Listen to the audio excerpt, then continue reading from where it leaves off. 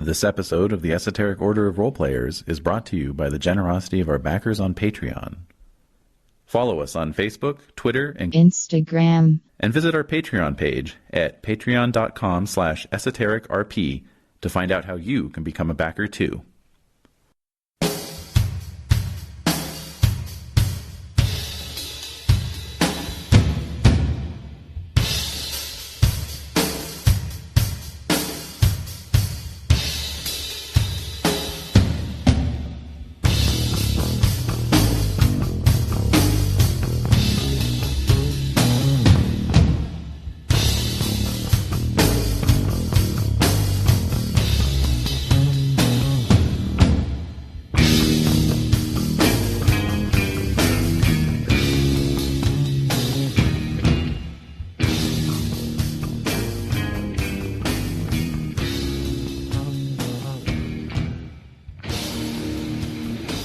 The Esoteric Order of Roleplayers present Black and White, a Vampire the Masquerade duet chronicle featuring David Larkins and Desiree Valdez.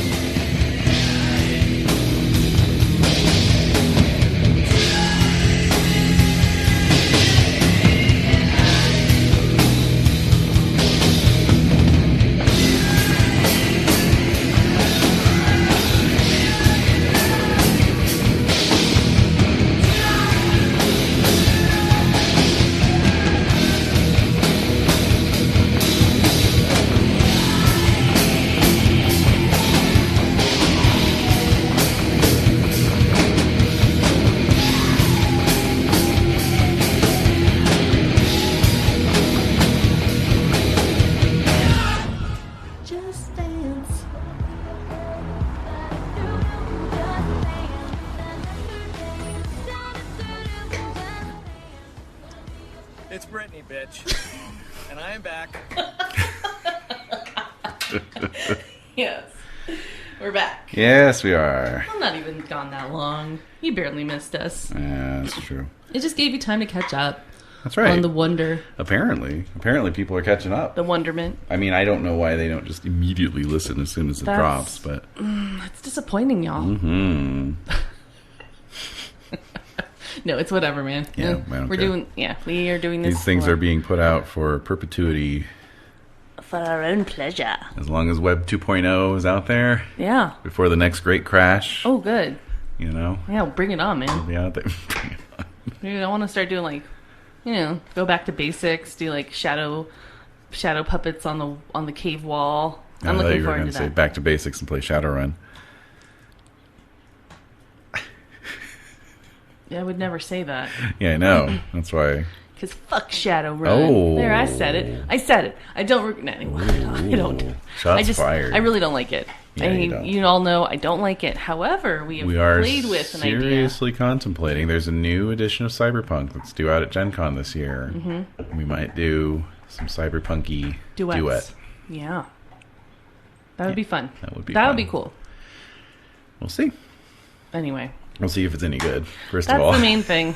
We always get excited. The last edition of Cyberpunk was, oh boy. Yeah, we get really excited, but then... we get excited. Yes, let's not have another 5th edition vampire. Such a letdown. Letdown. So, I just want to say, we got to meet some folks today that were really, really great, wonderful. Yep. Lovely. Yep. What would you say? Personal shout out. Well, we always do personal shout. We call some of y'all out. In-person shout out. In-person shout out. To fellow Mountain Time podcasters. What? Mountain Just Time? Barbarian Things. Who we've mentioned on the show before. Yes. But actually got to meet in person today. I know. Yeah. So. And the partner.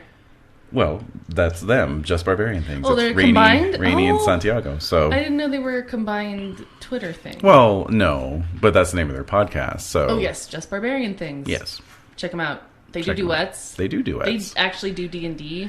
They do D&D duets. Which is kind of like like it's a D&D. D&D apparently is a thing. Like, yeah, people like playing it. I've never heard of it. No, but I think it's great. Yeah, whatever floats your boat, I guess.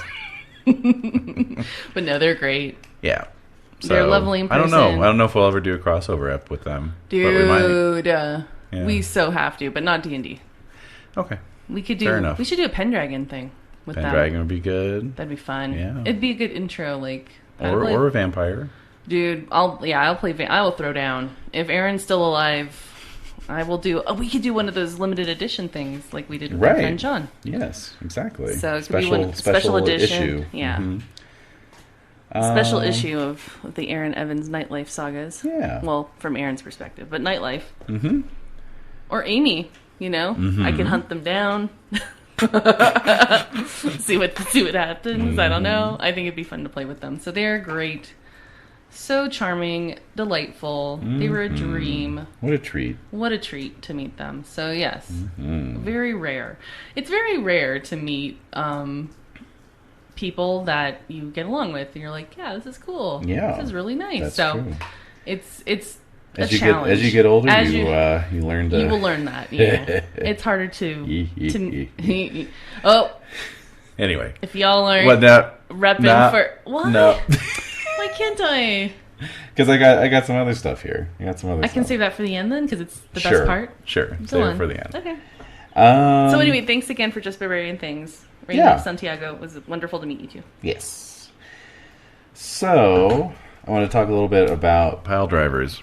What? Mm-hmm. So, pile driver is a term I encountered a while ago. I was afraid you were going to do like an ad or something. I was like, what the fuck is going on right now? Pile drivers is a new mobile app.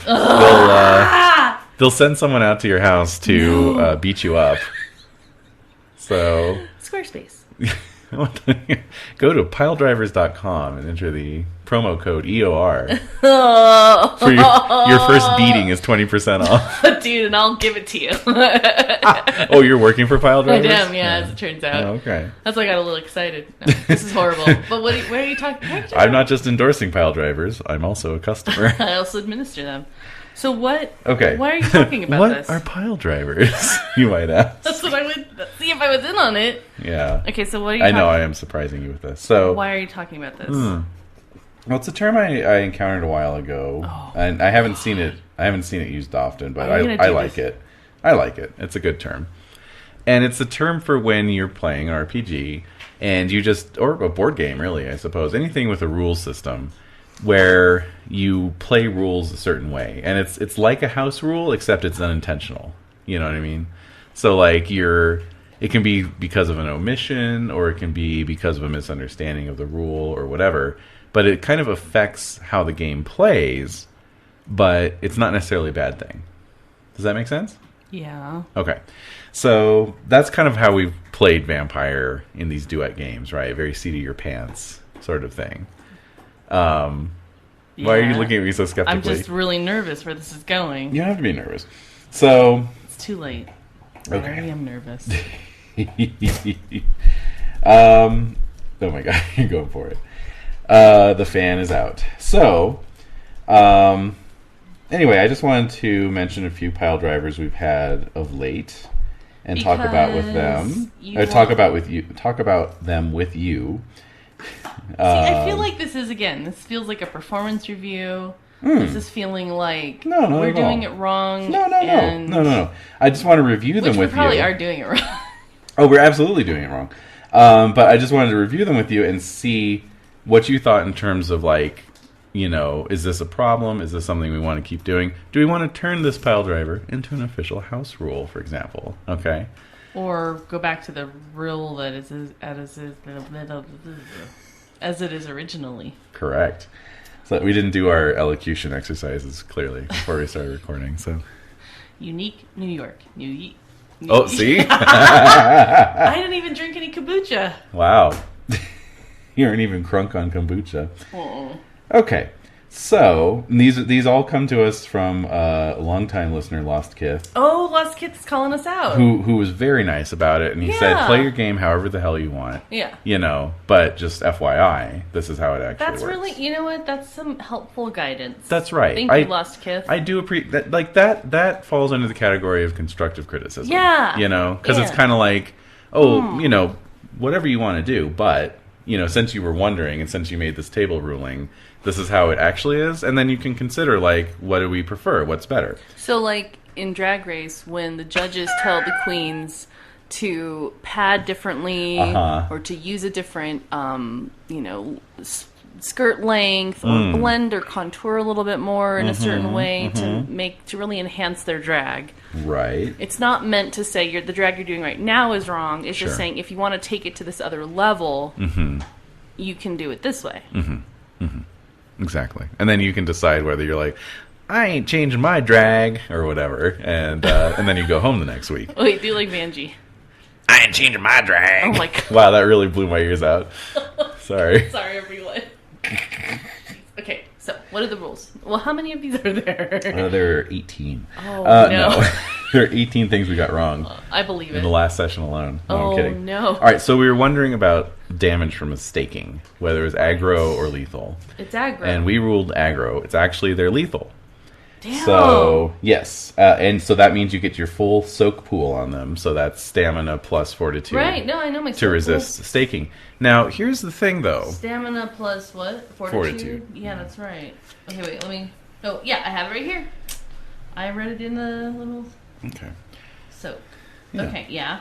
So, here's the thing. It's lethal. I suppose they did that because not everyone has fortitude. So, otherwise... Oh, boo-hoo-hoo. Right. Well, see, that's the thing, is that otherwise, if they're aggravated, then staking becomes much more effective, right? Because you can just stake a vampire who doesn't have fortitude. It's going to be automatic, right?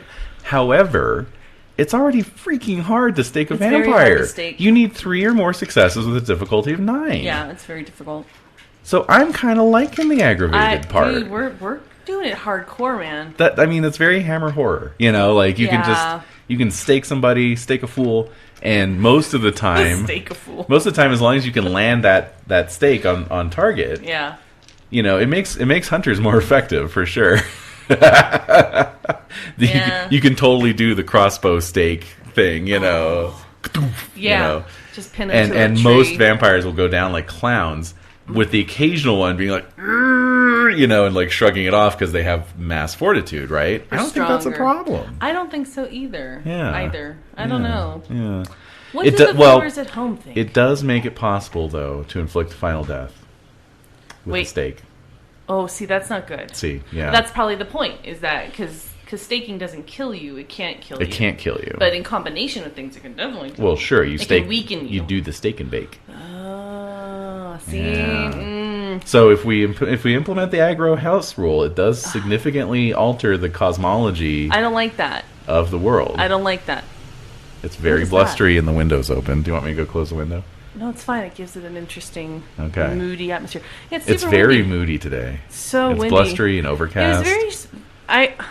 I think basically this happened once Rainey and Santiago left New Mexico. Then all these their holy presence was removed from the state, and then all these dark evil clouds weather gathered. Yeah, that sounds about right. Yeah, that makes sense. I'm sure they'd agree with that. Yeah, they would. I think we have to go back to the regular rules for that. I mean, we made it harder on Aaron, which is always fine as far as I'm concerned. Put him through his paces so I can prove to you how much of a badass he is. Oh, right. Well, disgusting badass, but. Yeah, it should be lethal. Mm-hmm. We shouldn't be able to stake. And as Amy, this is also with my Amy hat on, backwards baseball cap, would probably LA Dodgers backwards baseball you know cap. it. I think that she wouldn't, I wouldn't want to make it so easy for her. Okay. Okay. It should be difficult. Yeah. So, okay, cool. All right. We've made that ruling. Yep. What do the listeners at home think? Okay. Healing aggravated damage is fucking hard, according to the rules. Now, this is one I think, especially in a duet game. See, this is the thing, is like a lot of my own personal pile drivers. Personal pile drivers? Personal pile drivers. Yeah. That's the name of my blog. That's gross. Excuse me. Yes. Yeah, it's my medical blog about dealing with piles. No! Ow. Sorry. So sorry. Holy shit. Anyway, no, but I'll admit that I've made some accidental rulings that I then went back and looked at and went, you know what? Actually, I'm going to keep that because this is a duet game. And a lot of times with duet games, game mechanics are kind of designed with groups in mind. Yeah. So, it doesn't hurt. This is a little free advice for all you out there who want to run duet games. Don't worry too much about rules, orthodoxy, especially if it is going to make things significantly harder for your single player character. Yeah, hello. Right? Right. Now, don't try and you want to sugarcoat it. Exactly. But you want you want things to be. You just need to create a balance. That's right. That create a balance and do something. Just be generous. Like for instance, when I run Pendragon with you one-on-one, I'm very generous in terms of letting you invoke passions. Yeah, I'm not as much of a hard ass about it as I am in a group game. Right. Because it's like, you can use all the help you can get, right? Right. So, however, that's something needs to be mentioned depending on what kind of game you're running. So, like, if you are running, like, God forbid, like a Tremere, God forbid. Duet. Yes. And this person's supposed to have a coterie, then I would say that I would be turning the screws to make your solo player really figure out ways of delegating and working with the NPCs that they've created for their coterie. And I would make it a little harder for them because that's contingent on their survival in terms of their clan. Yeah. So I think it really depends on, because game girls are just kind of lone all the time. Yeah. I mean, again, we've commented on this in the past, but it was just so funny that you accidentally chose one of the perfect clans for a duet game, It's just my nature, what can I say? So, like... But see, that's the thing, is if we ever do a Tremere duet, like I get some kind of, like, blackmail material on you and force you into running a Tremere chronicle. Guys. I gotta stay clean as a bean, because otherwise he's gonna blackmail me to run that freaking chronicle. There's no way a Tremere thing will be part of the Nightlife Chronicles. Wait, what? What? What do you know? What do you know? What do you know, and when did you know it? But I could see, and this is kind of an ode to the term Tremere coming out of Ars Magica, I could see running it as a troop-style game where you actually... chantry is actually the word. Sorry. You design your whole chantry, and those are all your characters, but then you kind of rotate through who's like the focus character. Ooh, that's cool. I like that. Yeah. That's neat. Yeah. So one session or one chapter it might be, person A. And Margaret. Right. And then the next chapter it's Luca Charles. Or whatever. Yeah. So. Or what's his name? Our guy. Siraj, yeah. Or Consuela. Ooh, shit. Ooh-wee.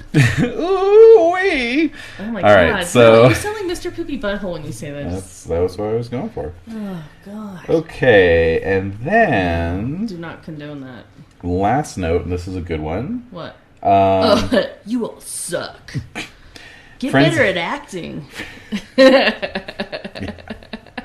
God, yes. We're still working on showing up in costume. I mean, I bleached my hair. I'm surprised you didn't notice or mention it. Yeah, well, I didn't want to promote that.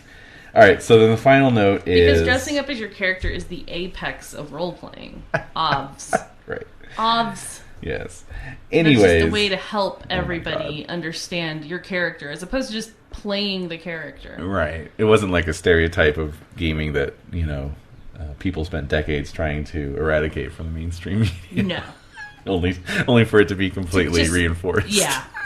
Fuck that. Anyway, so a note on discipline use in combat. Frenzied vampires add +2 difficulty to any mind or emotional power used on them. Ooh, so that would have modified things slightly in the archives. Yes. Right, with Luca. And the best discipline to use to snap a vampire out of frenzy would be the appropriate level of animalism, quell the beast. Quell the beast. So my beast has not been quelled. But what I'm curious is the case of the missing experience points. I think I spent them all. I think you did. But I don't even know where. The case of the missing experience points. No, so anyway, in terms of mind control and stuff. Yeah. So you're saying that you would have had an extra difficulty controlling my mind because I was frenzied. Yeah. But I think you had, I might be mistaken, but I think you had already controlled my mind before I got into a frenzy. Yes, it was, well... I think. No, you were frenzied because of the fire. Mm-mm. That Luca created. Mm-mm. Oh, yeah, because I filled my Roche Shrek. Mm-hmm. Okay, then. Mm-hmm. Very good, very good. Yeah, I really don't know where any of these, don't know where these points went. Okay, well. That's not good. I'm not joking. I feel bad. I know you wrote them down. I know you recorded them. No, but they were completely blank. Oh, you spent on your humanity. You raised your humanity back up. I did. Dumbass. All right, well, okay. Do you want to undo that? I spent it on my humanity, which was 4. It got me down to 4. I built. So you spent 8 points to get back up to 5. Okay, rightfully done. Okay. Yeah, no, there's no way. Comfortable with that? Oh, yes. Okay. Oh, yeah. No. All right. No, I can't get that bad. Well, again, once you get down to 3 humanity, that actually opens things up if you wanted to go onto a different path. But you're happy with your humanity. I'm on the path of humanity. Via humanitas. Humanitas. That's right. Okay. What else am I finding here? That's interesting to note. On your trashed character sheet. You know, just because a little water got on it made it look a little worse for wear. Uh-huh.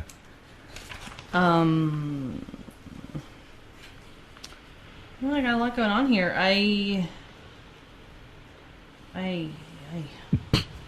Yeah, so, well, I'm ready to go when you are. Mm-hmm. Mm-hmm. I really don't know. Like, I gotta pick some story goals.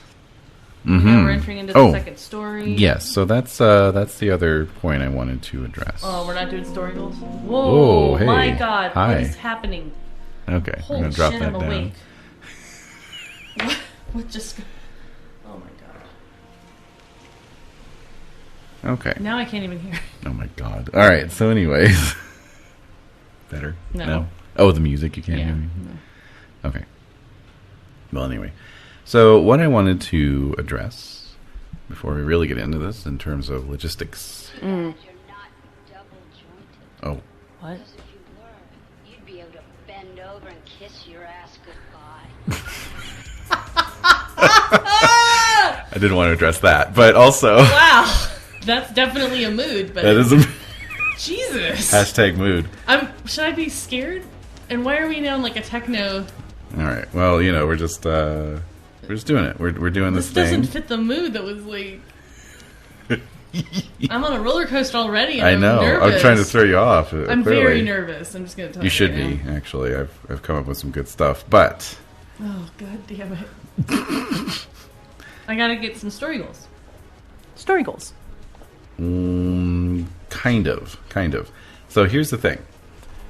I put together my playlist as I do, you know, for this chronicle, and it has songs on it and whatnot. And every single song is for a chapter. And so what I've done in the past is I have done 15 songs, right? Except for Demon's Mirror. Demon's Mirror had fewer than that, but all the Aaron Evans ones so far I've had 15 songs, 15 chapters, generally 5 chapters per story, although I think in Neon Masquerade we kind of fucked that up. But anyway, 15 total. So I was looking at my playlist for Black and White a couple weeks ago. I'm like, well, that's weird. I put 16 songs on this playlist. Didn't even realize it, right? Oh, I wonder where that 16th song came from. Who knows? Okay, well, I guess we're doing 16 chapters, you know. What? So I wasn't entirely sure, like, you know, how that would shake out or anything. But as I was prepping for this session, I realized, aha, here we go. You were speaking of that. You're using way too many gestures. You just knocked down your screen. What the hell? You're mesmerizing me. My busy hands. Yes.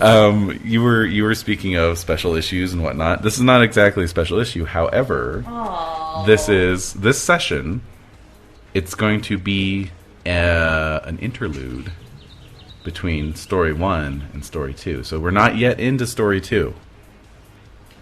Okay?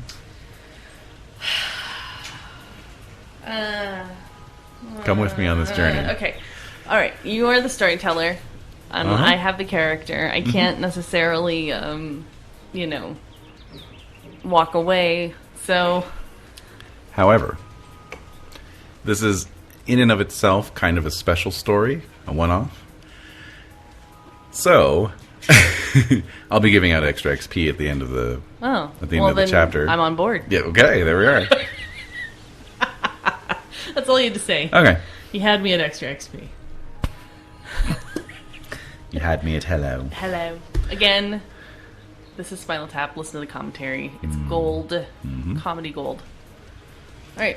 So, I believe that's all the preliminaries. Do I have to have any goals? No. Well, I already... Of course, the one time on my notepad that I write, story number 2, goals. And then you're like, I'm not doing that. I'm going to do this. So, I gotta figure out what the hell's going on. Okay, never mind. That's what God made erasers for. To erase things. Why not just leave that space in your notes? Because we're going to do a whole thing that I probably need notes for. Oh, I see. And I don't want to confuse it. Cause you're going sort of chronologically. My haphazard notes are a mess anyway, and to make them worse would just not be good. So we'll say interlude. Fair enough. But I don't have goals. No. Okay, so this is 5 this day. All right. Mm-hmm. Okay. So did that music pump you up? And it did. So now we're into some proper music here, and I don't. Okay. Yeah, just it's very subtle, just down there in the on the delta waves, Okay. So we're starting. We are. Oh shit. Okay. Now the birds are a little analogous to, and that wind. It sounds like the ocean. It does actually. So it's kind of cool. Yeah. It's also very. That sounded like that something got knocked over. Appropriate. Things are blowing over. over. Think you need to check on something? All right. Let me just pause really quick here. Okay. So mystery solved. Mystery solved. All right. Oh yeah, this is good. So, we left off with a fire breaking out in the basement level of the San Diego City Hall. And Aaron trapped downstairs by the flames. Mm-hmm. In a frenzy. Mm-hmm. So. Pinballing off the walls. So as the sirens from fire trucks can be heard wailing in the distance, and smoke. Ambulance. That's right, ambulances. And smoke pours out of the lower levels of the building. Aaron ventures further and further into the bowels of City Hall. So, why don't you give me a self-control roll?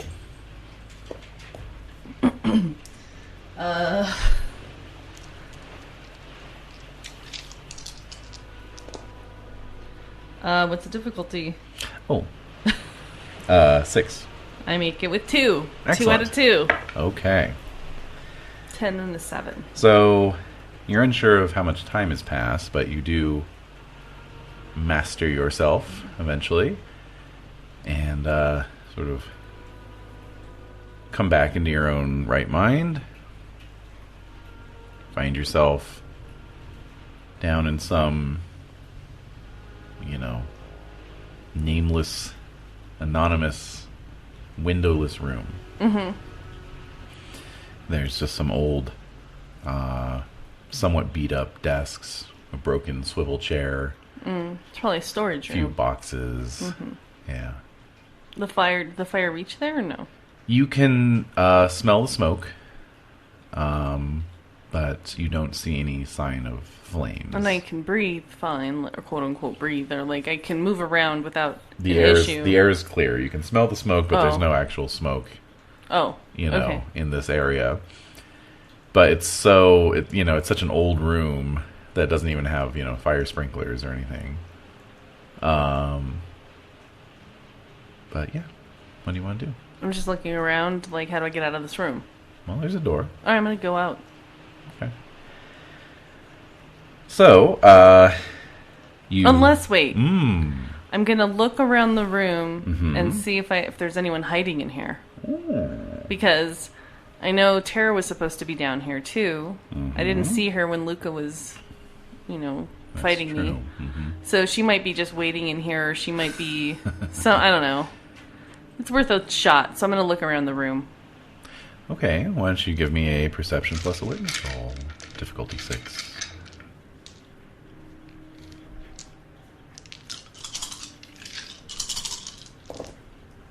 Six? Mm-hmm. 4. Great. So you search the room. It's not a huge room to begin with. But there's a lot of junk in it. Yeah. So you kind of paw through everything. Right, yeah, you know. Uh-huh. Oh, speaking of paws, you frenzied. I did. So what animalistic feature is now visible on your body, face, or other physical attribute? Permanently? Hard to say. If it's one you've had before, then there's a good chance if you choose that one again, it might be permanent. Why would I choose one that I haven't? Because you feel like that's the direction you're moving in. All right. But you can always choose something else. I had drooling at one point. Did you? Drooling was a weakness of mine. I'm not going to pick it, but the ones I have so far are feral eyes. Yeah. Whiskers. Yeah. And drooling. Drooling, interesting. That happened. I'm thinking this time, weirdly enough, I think my ears might be more pointy or... Tufted even? Tufted. That makes it sound cute. Like, it's more... We're turning you into a cat boy, slowly. Slowly but surely. There has to be a Japanese word for cat boy. Like... yeah. It has to be a type of something. I don't know. Nico something. Nico Vamp. I think, like, for me, like, it's not tufted per se, like, the shape. Yeah. Like, the shape, or make them bigger to hear. Okay. Like, more like a wolf or coyote. Yeah, Coyote-like. So and again, these are coyote-like things. Yes. So somewhat more canine ears. Yeah. Just a little larger, a little pointier. Fuzzier. And a little there's a layer of fuzz on them. Fuzz, yeah. Yeah, okay. My ears are crazy. My eyes are still feral and my whiskers are out. Yes. But not like, I think that's the new thing that came out. Yes. Okay. Very good. I'm looking around and can hear more easily. True. Yeah, I would lower your difficulty for hearing things by 1 while these ears are in effect. Mm-hmm. But it's dead quiet, you know? It's absolutely quiet, and there's just no sign of life or unlife whatsoever. The thick coating of dust in the room, assures you that nobody's really been into this room for a while. Can I read anything that's around? Like, is there anything visible that would give me, like, files or photos, or I don't know. There's some old files, and it looks like probably most of the stuff was put in here in, like, the late 60s or... Old Christmas decorations. Yeah, I don't know, maybe, something like that. It's definitely odds and sods. Odds and assortments kind of room. So I look through. Mm-hmm. There's nobody in here. There's nothing in here. So I'm going to leave. Okay. So there's the door. Mm-hmm. I'm going to go to the door. Okay. Try to open it. Mm-hmm. It opens? It opens. There's smoke in the air. There is. I can walk through it. It doesn't bother me. No. Like, it's with a human, but Doesn't bother you. it's not great. Yeah. Reduces my visibility. Yeah. And my ability to see. Yeah. Okay. So you are stepping out into a long hall, linoleum tiled as usual. There's doors, intermittently on both walls of the hall. Flickering fluorescent lights. And it's a hallway. So I'm walking through it. I gotta get out. I gotta find the closest exit to get. Well, I don't know what time it is. Are there any clocks around? Do you have a watch on you? No. Oh. No, there's no clocks. All right, I'm gonna just keep walking to just see if I could find a window to see what time of day it is. Which, Since I'm not feeling torpor, yeah, you're not. then it must still be night. So I'm going to keep moving. Which way do you want to go? I don't really understand the layout, so you're going to have to I draw mean, me a left map. or right? I'm right in the center of this floor. Well, the hall goes off in both directions. I don't know about center, but it goes off in both directions. I'm going to go toward the right. Okay. It seems, quite long, this hall. But as you start walking down in that direction, you do see that the hall terminates after a few dozen yards. Okay. What appears to be perhaps an elevator. Okay. Okay. Is it raining Is it now? raining? There it goes. All right. It was a dark and stormy night. Okay. Ooh. All right, so you arrive at this elevator. Okay, so it's an elevator. Yes, there's only one button. Up. I'm gonna click the button Okay. or push the button. Click the it. button.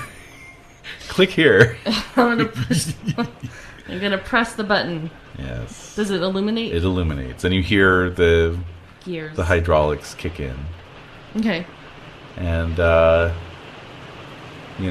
few seconds later, a ding, and the doors slide open. I step in. Now, what you see before you step in, what you see is an elevator, okay? But it's weirdly coincidental because, and you don't remember coming down this elevator, so you have nothing to compare this against, right? You went down some stairs to get to the archives, right? You never went on any elevators, so you have no idea if this is how the elevators just are in the San Diego City Hall, but maybe they're made by the same people, but it looks exactly like the elevator from Dawn's apartment building.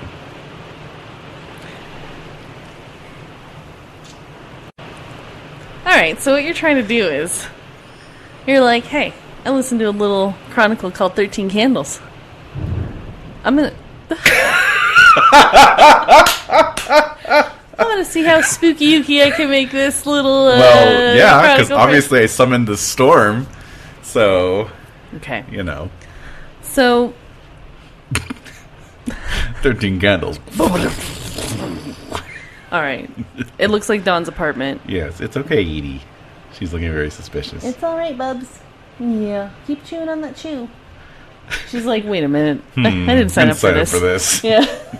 She came in here to listen to you guys talk, chew on the little rawhide thing. Yeah, there she Okay, goes. she's back. Back into it. Okay. So, I step in. Okay. And I'm, feeling very strange. Do I feel weird? Or does it feel like I'm still in... I feel like it's a dream, maybe. You might be thinking that, but you feel very present in your corporal. body. Mm-hmm. All right, You can do the lucid dreaming trick of looking at your hands and seeing seeing all my nails and my furry hands. your furry palms. Yeah. No. Shut up. Yeah. Do vampires wank? It's a question. All right. So they're constantly wanking. What do you mean? Just vampires are wankers. So. They are wankers, but do they wank themselves or do they? Or do they have somebody else? We're asking the wrong questions. Yeah. Uh-oh. Okay. Oh. All right, pup. Yeah. It's okay. You're here with your mom and your daddy. All right. So I look at my hands. And they look fine. They And look so- normal. okay, so- I mean, they don't look fine They look because they're like- covered in dried blood. And fuzz and nails. Yeah. And they look like my disgusting, Yeah, they look disgusting. Yeah. So But- I look at them, but they're mine. John Landis realness. They're on my those disgusting things. hands, Yes. but they're mine. And Yes. then I look up at the to see if the elevator, at the top above the door, shows the floors. It does indeed. Where is it taking me? Well, that's up to you. There's a I can only go up. there's a panel. Yeah. Right. What does the panel say? Well, it says B B B What? M What? and then 2 3 4. I want to go to the ground floor. Okay. What is M? It's not G. Mm-mm. M. Mm-hmm. M I think means main. So I'm gonna press main. Thunder is not agreeing. Love it. So I'm going to hit main. Okay. M. All right. So the door slides shut. And the elevator kicks in. And yeah, the ride in this thing is exactly like the old rickety. elevator. It's rickety. Swaying a little. Bit. And It's okay. And so you get to the main level. And the doors slide open. And you are looking out at the lobby of the old Hollywood apartments that Dawn lived in. Except, different. The smell of smoke is still very strong in the air. And the interior just looks ravaged by fire. Oh, so this is like after the... It's like after the fire. But it's as if like maybe the whole building caught on fire. Right. Not just her unit, but the whole thing. Exactly. So the walls are streaked with soot. The furniture is all burned up. You know. It's just and the smell of smoke is just very thick in the air. And everything's wet too. There's like puddles on the ground. You know, it's like the firefighters came and doused the flames. So I'm going to go back in the elevator. I'm going to hit 4. Okay. I think she's on the top floor. So I'm just going to keep going up. Okay. Because then at least maybe I could get to the roof and see where the fuck I am. Yeah. All right. So the elevator goes up and arrives at the 4th floor. And the doors slide open. And you were looking down that hallway. It's her hallway. I get out. And it's burned. You know. It's charred. Even more than the main floor lobby. Right. You know, it's like, like structural damage levels. Yeah. Where some of the walls actually burned away to reveal the studs, you know, underneath. And all right. But again, you know, just very wet. The carpet's soaked. Carpet is soaked. But it just reeks of wood smoke and, you know, burnt things. Chemicals, yeah. Synthetic. Yep. All right, I'm gonna walk out. I'm gonna look down the hall both ways. All right. Carpet's squelching under your boots. Wait, are you still wearing boots these days? Oh, no, I'm wearing my white Converse. I'm all in white. Carpet squelches under your white. Blood splatters all over my white clothes. Actually. What? As you look down. What? You're wearing your usual outfit these days, but everything's reversed. So you're wearing black Converse, black jeans, black t-shirt. Oh. Okay. Yep. How's my hair? There's no mirror, so... Oh. Does it feel different? No, feels the same. Okay. I don't know why my hair is an important thing to know. I spent a lot of time working on my hair. So... I'm look both ways down the hall. Like what's on what either side? Are people around or deserted? Does it look like you can see? Can you see outside at all? Are there windows at the end of the halls? Yeah. Or there are. And it's night. It's kind of a half light, but you don't feel like it's sunlight. It's just very gray, monochromatic. Like a marine layer is diffusing the light as usual. Or like a heavy fog even, yeah. But it doesn't seem like daylight. No, you don't feel that. Whatever diffused light is... You don't feel that Rotschreck feeling, yeah. Because I'm thinking that, like when the moon's out and there's a marine layer, like it diffuses the light. So even though it's night, it seems a little more illuminated. Like if it doesn't really happen in LA so much. Well, that does happen in LA, but I'm thinking about when it snows, like here, and there's like it's like suddenly it's really like silvery, bright. Like silvery, the sky is. So I would recognize that kind of a sky like in Kansas for sure for snow. Yeah. So does it seem like the outside feels like a snowy night? You know, it does actually. Yeah. That's weird.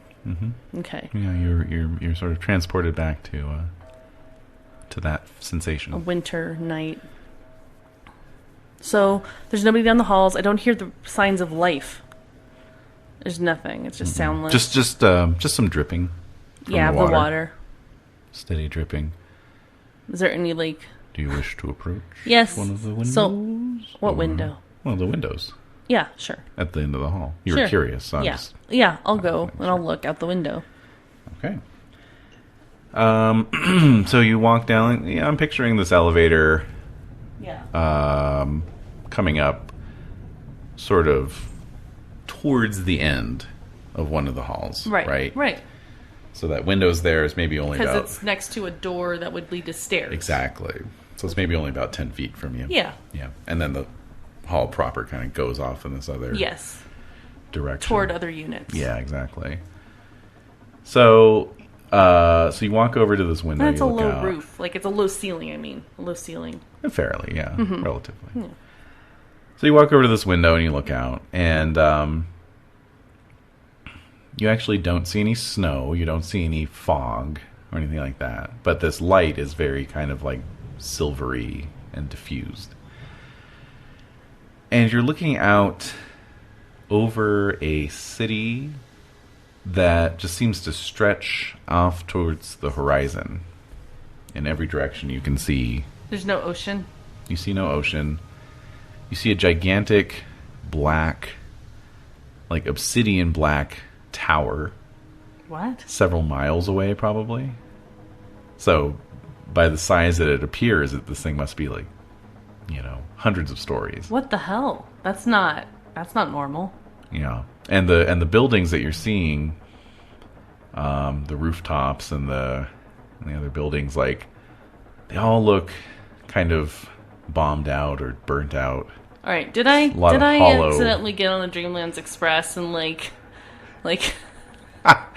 yes, suddenly we're in a Cthulhu? There's a sphincter somewhere with Wait, what? little alien creatures in it you can go find and harass. No.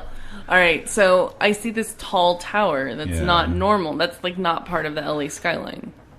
It is not. But all the buildings nearby that you can see look like the ones from around that neighborhood in Hollywood, but they're just all like burnt out, bombed out, and depleted.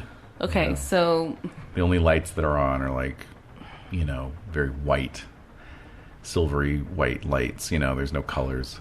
Like the street lights. Are there street lights? Mm-hmm. And they're white and silvery too. Yeah. Mm-hmm. They're not like orange. No. They're stark. They make everything more stark looking. Yeah. Cold. Yeah, exactly. All right. So I'm just like, what the fuck? So I think what I want to do, I'm gonna go back toward like where I remember Dawn's apartment to be. Mm-hmm.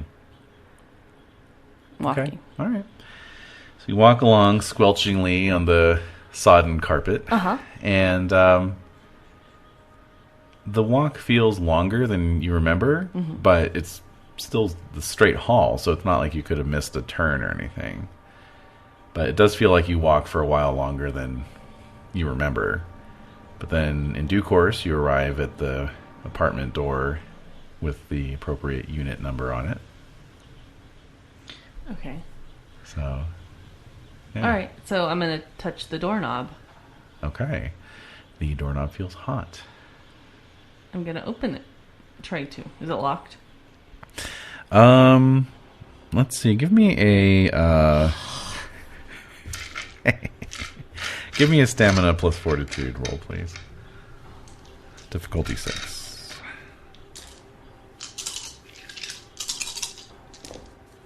Six. Mm-hmm. 3. Great. All right, so you put your hand on the doorknob, and it's actually hot enough to burn flesh. Uh-oh. So there's like a sizzling sound, but you turn it anyway. Yeah, to see if it'll open. And it opens. All right, well, I pull my hand away the second it opens. Okay. So you're going to kind of send it flying open? Uh-huh. Okay. So I look at my hand. Well, you soaked the damage, so, it's just like... Red. Just That's smoking. weird. It's just Smoking. smoking. Ooh, yeah. okay. But there's no like angry welt or anything. Okay. It's like putting a damp towel on a hot pan. Right, right. But the door sort of swings open like. And there's a lot of doors in Nightlife that do that. Oh yeah. Well, in the world of darkness. The world of darkness. WD-40 was never invented. Ooh, That's part of what makes the world so dark. So anyway, so we were looking beyond into Dawn's apartment, Mm-hmm. And it is fully engulfed. It's in flames. In it's flames. in fuego. Yes. So it is just like as though it's that night. Yes. However, on the... But everything's damp outside. Why is it still in flames? And on the couch... So the couch, the little love seat couch, right? Yeah, I remember it well. Uh-huh. With the drapes behind it. The drapes are fully on fire. And there's just like flames going up in like these waves, you know. And then the couch itself, kind of like the end sides of it are on fire. Little bits around the back end are on fire. But the couch itself is the only thing in the room that's not on fire. And sitting on the couch, very sort of patiently and primly, is Dawn. So How does she look? She's just sitting there with her knees together and then her hands on her knees. What's she wearing?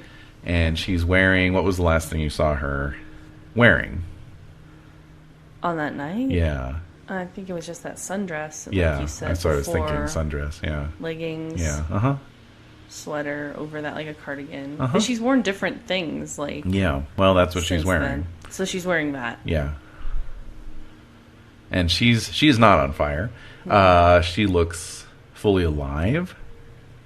You know, like her skin is very, very healthy color, and you know her eyes are twinkling in the firelight. So I'll need a Rorschach test from you, please. Let's see here. Where are we? Bonfire, difficulty 6. 6? Mm-hmm. 2. Okay. So, what would you like to do? I walk toward her. All right. So you enter the burning room. The door swings shut behind you very quickly. No. Okay. That's never good. Yeah. And Dawn stands up. She says, "Hello, Aaron. Welcome to my home." I just look down at her. Mm-hmm. And I touch her face. It feels alive, feels warm. We know this isn't your home. Oh, but it is. Why is that? This is where I've lived ever since I died. So I close my eyes. And I open them. I just look around the room. Mm-hmm. So it's just all on fire. Mm-hmm. It's all on fire.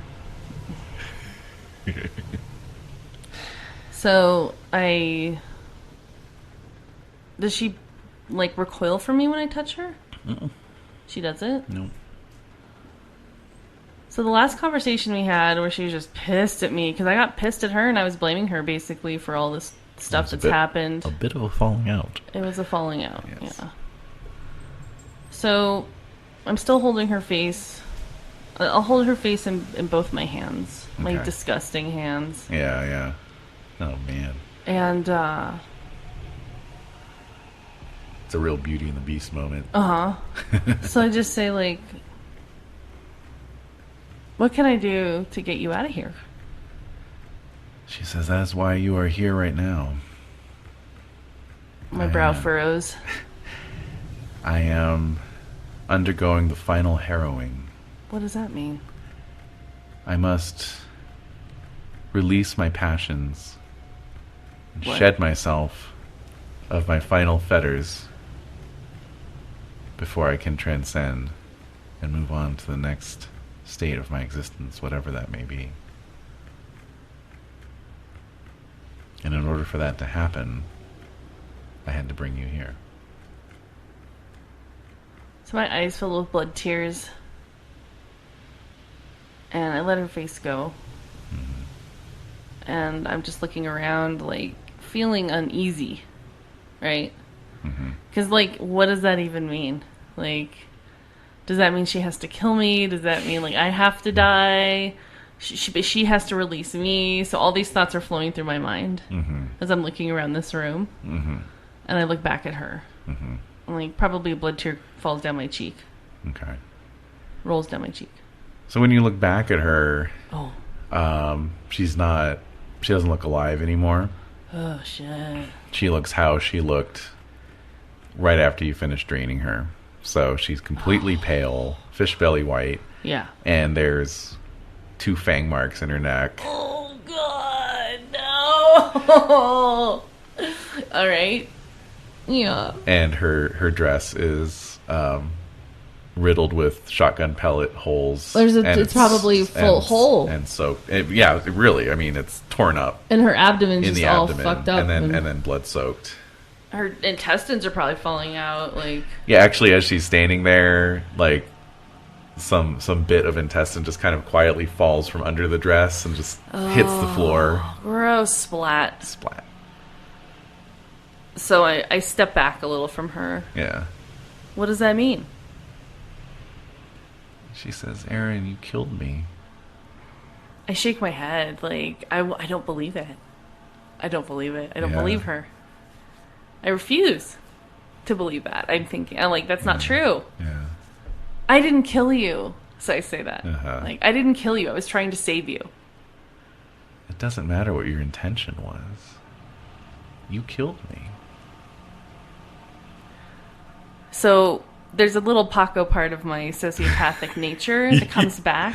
Yeah. That says, and I can't help myself, I just say it, but you chose to consort with me. That's not even a word I would use. Consort, yeah. But I think Paco would. Definitely. Like, where are these words coming from? But you chose to consort with me. Like consorting with the devil, you know. Right. So doesn't that mean that you are just as guilty as I?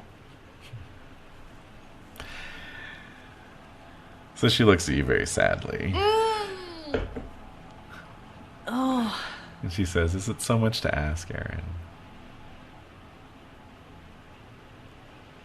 Is it so much to ask that you just acknowledge that and tell me that you're sorry? So I'm racking my brain. Like, I could have sworn I told her I was sorry for that. Uh-huh. I didn't mean to do it. Yeah. It could be that you have. So I say that. I feel like I've already apologized to you. What more do you want from me? Very unsympathetic. Yes. Here's the thing really quick. I know the kind of damage she can do. I don't know if that part of her is still I don't know if that part of her is still there. Uh-huh. So I might raise my voice, and I'm like clenching my fists, like getting pissed. Like, what more do you want from me? Like, I'm sick of her blaming me for this. Right. But then, like, probably once the words escape my lips, I'm just like, oh shit. So she says, like, I remember, like, oh shit, she could kick my ass up and down the street or rip my head off, so god damn it. So she says, you may have apologized to me, Aaron, but you clearly don't believe it. You don't believe in your own apology. You don't believe in... I'm sorry you died. I'm sorry if you felt like you died. Like, if you felt like you died. I'm sorry if you feel like I killed you. But that's your problem. That's your problem? It's not my problem. That you're feeling some kind of way about this? So she says that doesn't feel like you're really... like you may have apologized, but you don't believe that you're the one who killed me. I feel okay. So then I just kind of rubbed my forehead with my hand. Mm-hmm. I looked on. I may have technically killed you, but this was before I knew the limits of what I'm able to do. I was trying to save you. I didn't intentionally drain you for the purpose of killing you. So that's why I have a problem with this. Because I feel like I wasn't the one who killed you. We know that Fredericks or whatever, he's the one who shot you. I found you in that state and I tried to do what I could to save your life, but I didn't realize I couldn't do something that apparently most vampires can do. And it was unintentional. And I'm sorry. So I think you need to make peace with the fact that that's how you died, and that you did in fact die. And unfortunately, that's how it went down.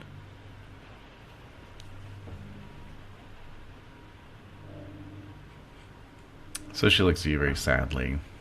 Oh, God. What else does... So when she does that again, Yeah. I'm starting to get pissed. Yeah. Like, I don't know what else you want me to say. That's the reality. I think. Why don't we get a roll from you? What? Well, I'm thinking you're trying to make her see your side of it. Yeah. So I think As wrong as it might be. I think manipulation plus expression. Okay. However, she is. Let me check her. One of her stats here. Bullshit detector. Bullshit. Okay. Well, that's not too bad. Yeah. So difficulty 5. But none of my usual things work on her, do they? Like how I look, my face, none of that. She knows the... She knows you, buddy. Yeah. She knows 5. you, asshole. I know you, asshole. Yeah. Alright. What's the difficulty? 5? Mm-hmm. Oh, 3. 3 successes. Yeah. All right, that's a complete success. So she looks at you sadly, but it's a sadness that's different. She's not disappointed in you. Right? Really? No. Here's the question. Mm-hmm. I mean, does he even deserve to be absolved of this? Like, I don't know. Well, now I want you to make a perception plus empathy roll. Okay. Yeah, Difficulty yeah. 6. Give me some emotional intelligence, baby. Perception plus what? Alertness or No, empathy. Empathy. Okay. Give me some emotional intelligence for the love of fucking God. This guy is so goddamn stupid. So dense. But he is emotionally intelligent, so I think he should be able to read her face and like read into that. What's the... Well, since you know her well, I'd Yeah. say difficulty 5 on this one. Okay, so that's 4. Great. Okay, so yeah, you can read her expressions quite easily, and it is an expression of, like I said, not disappointment, but, how to put it? Maybe regret. Oh. Okay, she's feeling regretful. Oh, There's no. a mix of emotions going on in her face since she got so many successes. So there's a regret. There is a sadness of longing. Ooh. Okay. What does that mean? And also an expression of what would you call it? Like sadness at farewell. So it's a sadness Of having to let me go. It's a sadness of letting go. But it's like a letting go of like it's less about sorry that I'm going and more about sorry that you're going.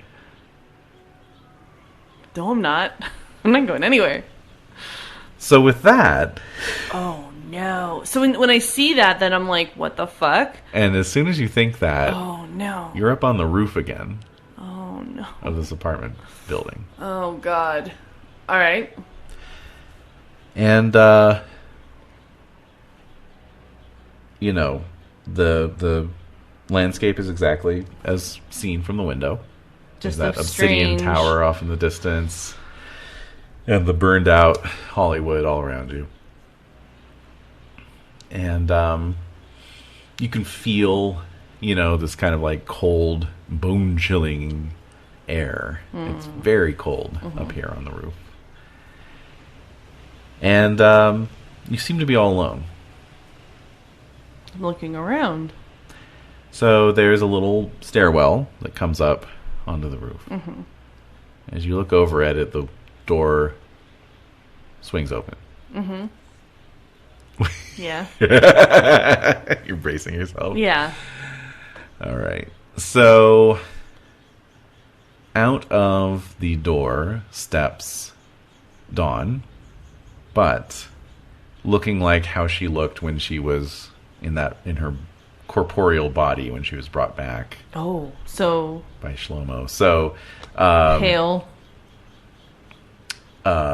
Preserved, Oh, no. you know. Wait, is she wearing the same outfit? Formaldehyded. Is she wearing the same outfit? Yes, that she was wearing in Vegas. No. Yes. Like the bustier and the leather skirt and all that shit. Yeah. Oh, no. I'm scared. Yeah. I'm really scared because She was terrifying. Uh-huh. So she's walking up. Yep. It's just her. Just her. How does her face look? Angry. I really want to do this. Uh-huh. God damn it, what else am I supposed to do? Like, I'm really mad. Like, as I see her walking up and I'm realizing, like, this is the evil Dawn. Yeah. I'm pissed because I'm just like... Evil Dawn. I'm just mad because I feel like I'm right. And just because she doesn't want to accept how she died, and it was a fucked up way, it's not my fault. Yeah. And she decided to spend time with me, and I can't control myself. But I wasn't even in a frenzy when that happened. Like, I thought I was doing the right thing. Right. That's what makes it even more painful. Yeah. I'm livid. So I'm probably looking pissed as she's walking up. Mm-hmm. So she's walking up to me. Yeah. So she says, Aaron, I'm sorry, but I have to destroy you. I laugh. I just laugh. Like, Yeah. Of course you do, Dawn.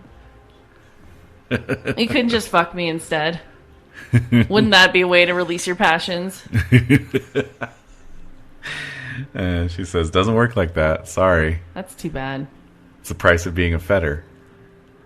Pardon? So she just comes at you, bro. Okay.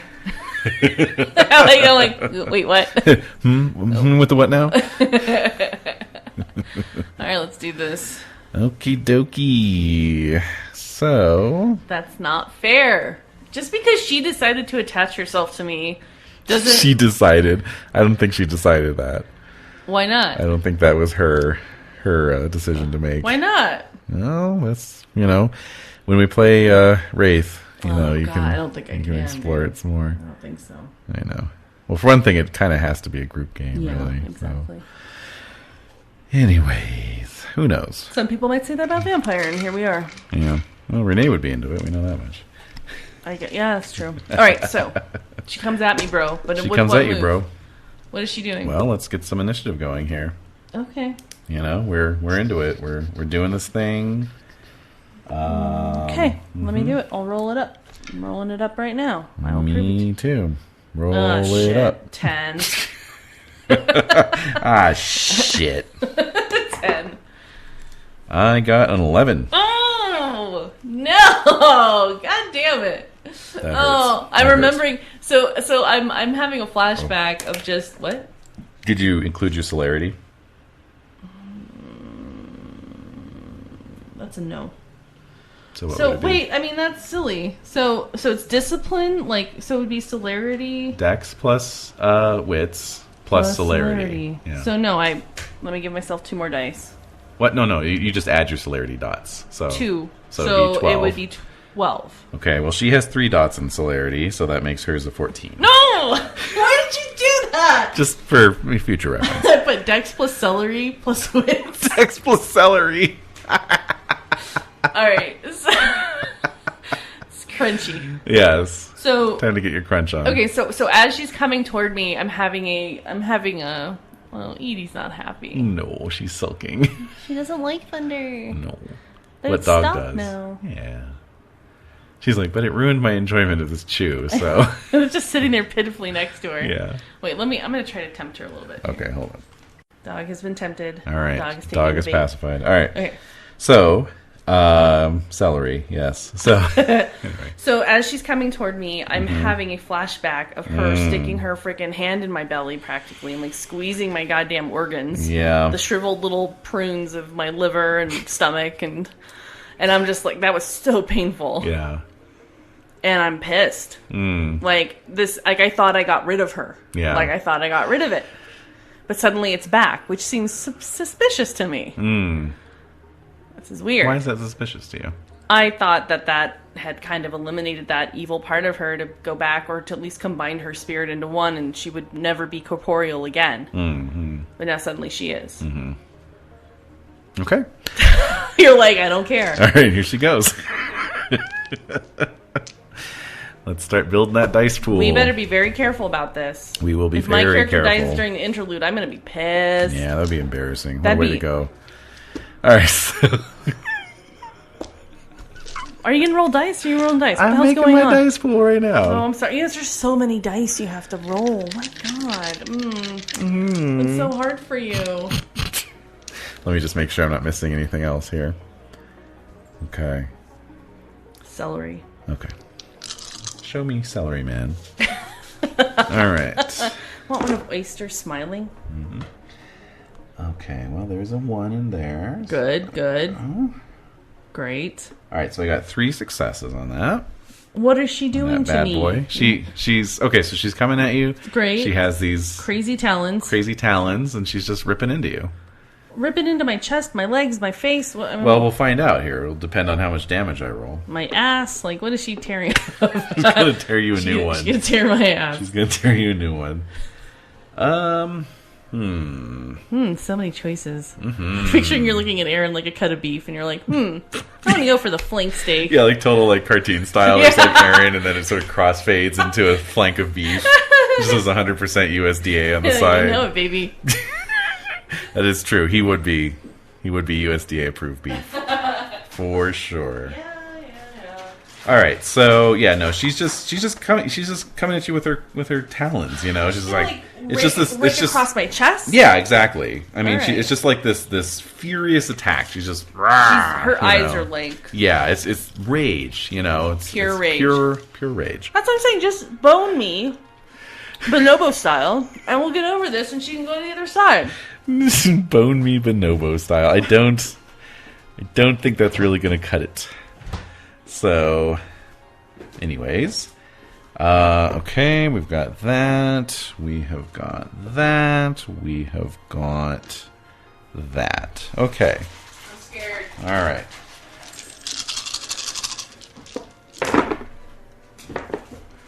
All right. Yeah. You know, I was watching these actual plays of a miniatures game a couple weeks ago, and they were using a dice tower. And they were rolling these... Is it like the wonderful one that my brother Mark got us? No, because it was shittier.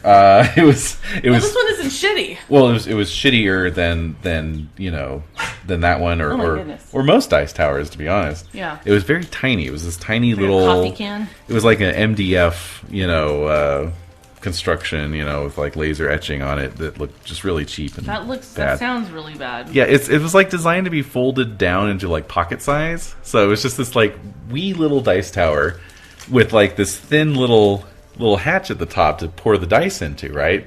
And most miniatures games you use a lot of D6s. Yeah. So they're pouring these handfuls of dice into the thing, and they kind of had to feed it in slowly. Are they baby D6s? Yeah, they're baby D6s, but still it was like, and so it was stressing me out because they'd have the camera on the dice tower and the dice would come falling out, but then like the last few would come out in like a trickle, and you would see like, oh, I need 5s and 6s to hit or whatever, and you'd see some 6s and 5s come up, but then the last few dice would come down and knock those dice and like knock them over into some other number. That's the dumbest thing I've ever heard. It was stressing me out. That's just dumb. They need to get their fucking house in order. That's horrible. It was very anxiety-inducing, much like the fact that I just rolled 7 points of damage for you. So please to be making a stamina plus fortitude Oh, baby, roll. you know I'm soaking this. Difficulty 6. 3 plus 2. Mm-hmm. Difficulty 6. You know it. Good thing I used all those good rolls. Mm-hmm. Look down a fucking hallway. Oh, wow. Oh, wow. Oh, no. Oh, wow. Oh, no. That's pure bullshit. I rolled 2 1s. Yeah. 2 10s and a 6. So you got 1 success. So you take 6 boxes of damage. And lethal, please. Yeah, no, I'm aware. I'm crippled. I'll put you at crippled. Yeah, -5 to everything. Okay, so what she does is she comes in. Remember, I said it was contingent on how much damage I rolled. So she comes in and she grabs your neck with one hand. Just really, and really, I mean, she's got celerity and potence. I know. She's got celerity and potence. So she comes in like, super fast, neck grabbed, and then can't even dodge. Like I can't even move out of the way. And then she kind of wrenches your neck and is grabbing your arm, your right arm, at the same time. No, wait, let's see. your left arm. She's grabbing your left arm at the same time. And she just kind of pulls in two directions and just pulls your arm right out of its socket. What? So I'm bleeding. Mm-hmm. I'm crippled. You're crippled. You crippled. I'm crippled. I am in so much pain. I'm pissed. But I'm at -5 for everything. Yes. I probably fall to the ground. Unless she's still just like able to hold me by my neck if I fall to my knees, and she still has my neck in her hand. And I'm picturing her claws are just completely dug into my neck. So it's like almost perforating, like making it an easier tear off. Yes, that's true. It's easy tear. I'm giving you ideas, teacher. Can we have more homework for the weekend, please? It's Memorial Day weekend. It's your inner storyteller coming out. Oh, and you know what would be cool is if... I'm just saying what's probably happening, which is what would cause not just my arm coming off, but like she's perforated my neck. Like a coupon. It's like a little postage stamp. Yeah. Here you go, postage stamp style. God damn it. Well, oh man, that really dated us. Yeah, they don't have them on rolls anymore. They're on, but they still have anything that's like a sticker that's rolled up. Yes, and like it's on you a can roll. Easily tear off from a roll. A ticket, other things. Yeah, sure. That people don't use anymore. None of those things. No. Yeah. But it's like that. Yeah. Young people. It's like the Fandango logo. How about that? Because it looks like an old movie ticket.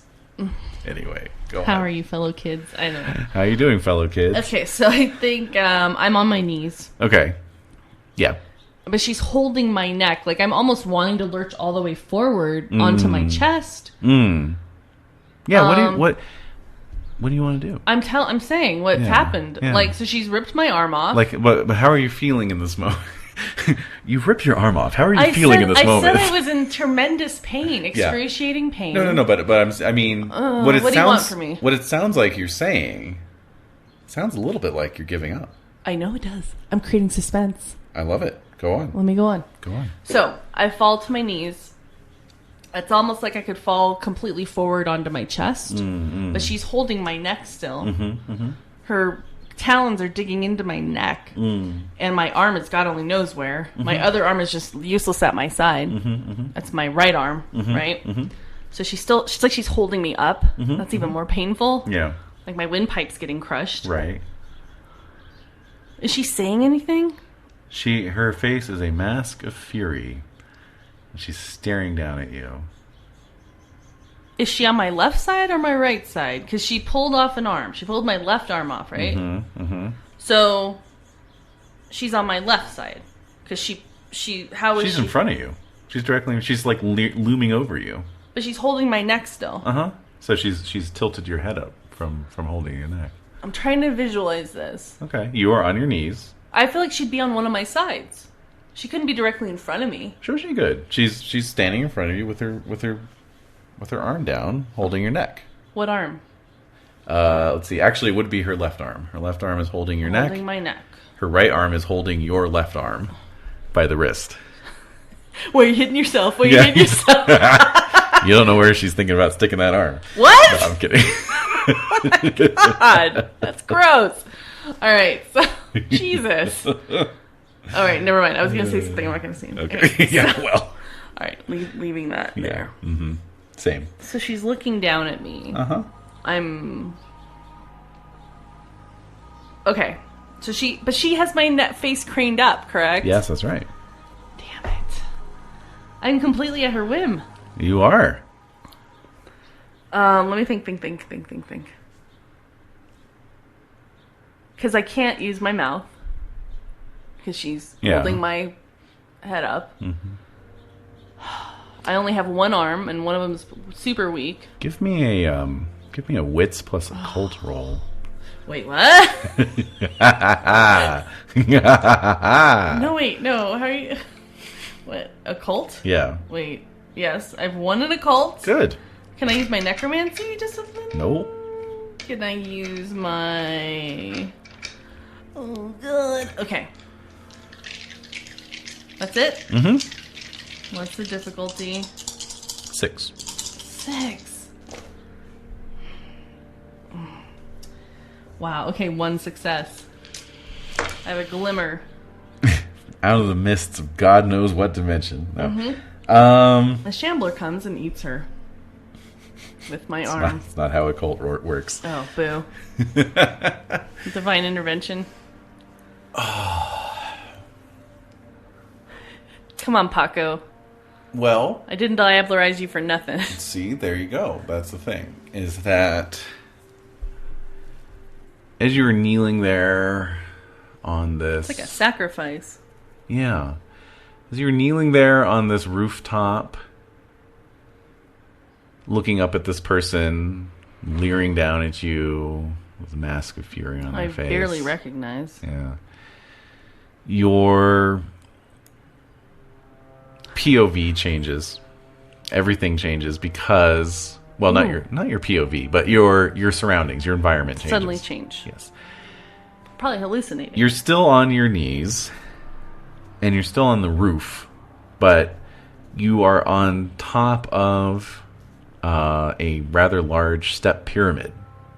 You know? Yeah. And you are looking up at this, native person in this very elaborate headdress. Regalia. With a jaguar, fur, pelt. Yes. Beads, bones, teeth. Exactly. Gems. Yep. And incense. Yep. Oh, yeah. Offerings. Incense is burning. You hear people singing and chanting. And Frenzy, yep. As there's this, moon overhead, a full moon that is turning blood red. It's an eclipse. Yep.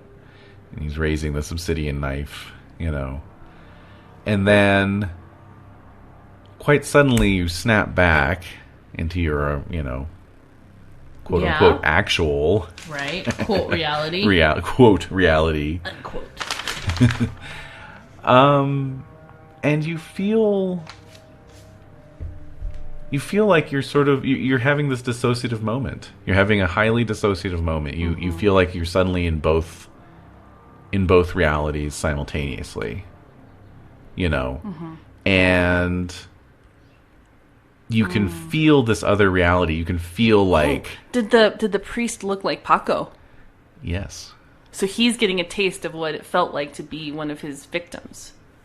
Maybe. That's certainly a very valid conclusion that you could draw. And, he is getting a taste. So, I don't know. I mean, there's... This is vindication on multiple levels. Maybe some level of you that's redemption. Feel it, bitch. You're I don't know. It's up to you to decide how vengeful you're feeling in this moment. How much you want to let this happen as a punishment of Paco. The Aaron part of me is I don't deserve this. I'm an entitled white dude. I do nothing wrong. No. I mean, but really, I don't deserve this. I can't help but feel partly responsible. Listen. Yeah. This is Desiree speaking. Okay, hello. Hi, you over there. Yes, I'm with your hand raising up. my hand. Yes. Excuse me. Yeah. But I know I love my character. I have an investment in my character. Yes. I want to serve the story. Yes. But here's the thing, your character wants to live. Of course. Just like we all want to live, most of us. Okay. Most of us want to. I'm not counting Generation Z kids. I'm just saying most of us want to live. Yeah. And your character wants to preserve themselves for as long as possible. Absolutely. For the most part, right? The only thing life wants to do is propagate itself. Right. So I'm just saying, Aaron thinks it's not fair. It takes two to tango.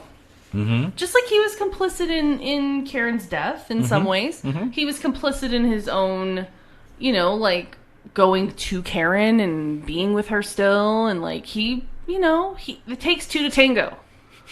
So Aaron thinks it was the both of us contributing to Dawn's death. Mm-hmm. Mm-hmm. It's not just me.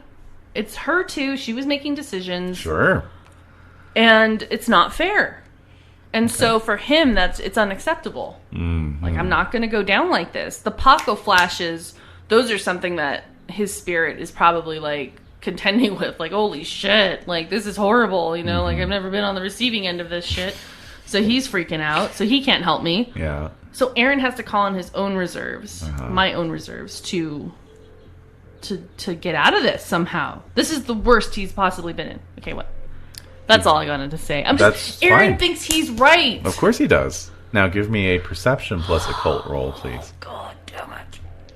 Perception plus occult. Okay.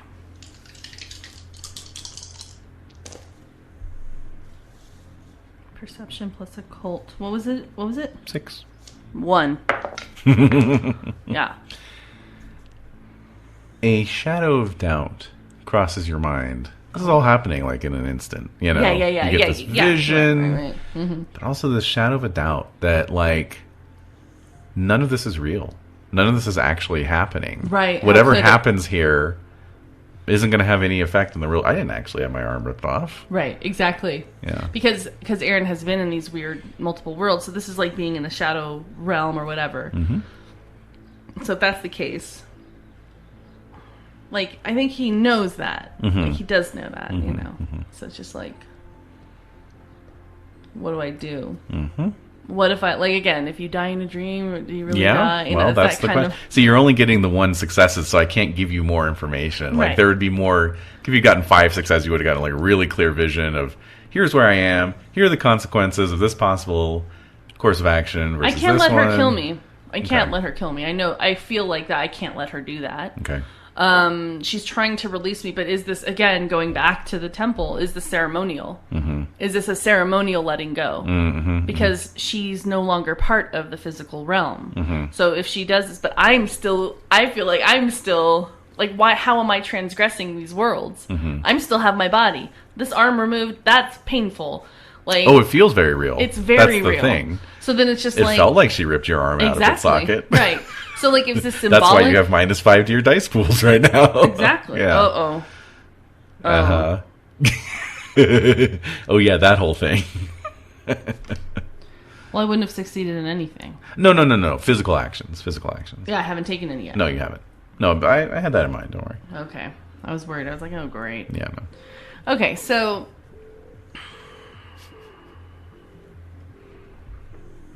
This is tough. This is a very, very difficult thing. Yes. I think I'm going to... I'm looking up at her. She says a mask of rage. She clearly intends to finish you off. But how? By ripping my head off? Probably. Remember the perforations? How close is her... So she's holding my head. Yeah. Like, holding it. Yeah. Like, how? Like is Kung Fu grip right on your throat. Am I able... I can't move my neck. I'd have to have a roll for it, honestly, because she has sunk her, like, the tips of her fingers into your my flesh. Yeah. I can't turn my hand and turn my head, my mouth to her wrist and bite her wrist. It would be a bite maneuver. Okay, so, yeah, you know. that's the only... Well, wait, let me think. Yeah. Because if I pulled myself away, the way she's holding it, I would just have to move the opposite direction. Because her hand can't completely go around my neck. No. So I would just have to move the opposite way to release her nails from inside my neck. Okay, I guess I... Could do that. Part of me wants to do damage at the same time. Right. But I don't know if I can... That's nothing wrong with that, for sure. So, okay, wait. I just want to make sure this is right. Okay. So she ripped off my left arm. Yes. She's holding... And so, if I pull up my other arm... Yeah, you can do that, if too. I can basically... You've still got claws, as I we have established. claws, yes. I want to, like... How far off the ground? I kind of feel like I'm at her, like, waist level. Probably, yeah. And so I could pull my arm up to lash at her hip. To, like, rip into her hip. Disembowel her, maybe. Possibly, again. But that didn't do very much. Yeah. But just to stun her, I guess. Sure, exactly. Get her to let go. I guess I could go for her abdomen. Yeah. And I can, like, claw at it. Yeah. To maybe, if I'm super successful, grab her spine, maybe. Oh, yeah. But I don't know. Yikes. We'll see. Okay. So we've got claw. Claw. Or do the dog attack where you go and try to like bite her wrist. Or just try to pull yourself away by going in the opposite direction, which would be really asking for it since she has her fingers in your neck. So that's probably the riskiest maneuver. Yeah. And she still has my arm in her grip. Yes, she does. Now, with a bite, you do get +1 dice to your dice pool. But other than that... Claw attack is dexterity plus brawl. Yeah, they're both dex plus brawl. They both do strength +1 damage. Yeah. So, it's up to you. Strength +1. Okay. Yeah, I think I'm going to try to do the claw toward her abdomen. Do that. Okay. Towards her six-pack. 4. Try to pop open that six-pack. 4. God, if I'm lucky. 4 plus brawl is 3. Plus celerity. Plus celerity, yes, is 2. Now take away 5. And wait. Okay, sorry. Let me just enjoy this moment. I'm trying to think of anything else. Potence goes into... Oh, I have no strength in this. Yep. I have nothing else. That's it? Yep. Okay. Let's see. 1, 2, 3, 4, 5. So I have 4 dice. Okay.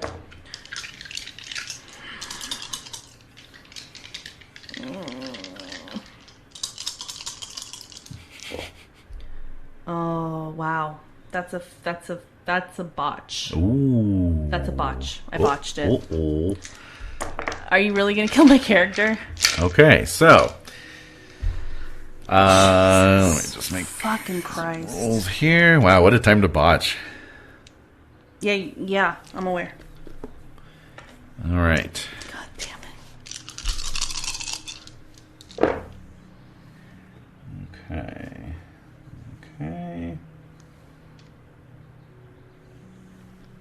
All right. And let's see, 2, 3.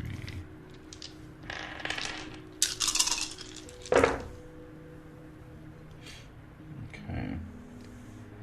All right, give me a stamina plus fortitude roll, please. Okay.